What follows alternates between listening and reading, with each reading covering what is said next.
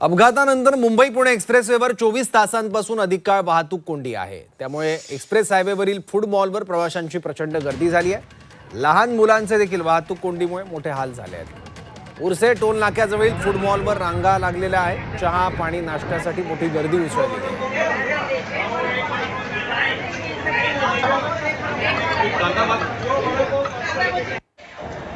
आढावा घेतला आपल्या प्रतिनिधी हर्षाली यांनी, पाहूयात।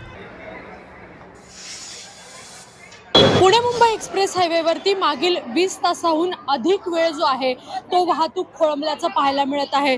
काल 5:15 वाजण्याच्या सुमारास आडोशी बोगद्याजवळ हा टँकर पलटी झाला आणि त्यानंतर संपूर्ण वाहतूक थांबवण्यात आली।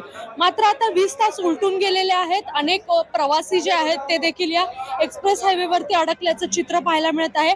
मात्र भुकेने व्याकुळ झालेले हे प्रवासी जे आहेत त्यांनी आता या कार्निवल फूड मॉल जो आहे उर्से टोल नाक्याजवळ या ठिकाणी एकच गर्दी करतानाचं चित्र पाहायला मिळत आहे।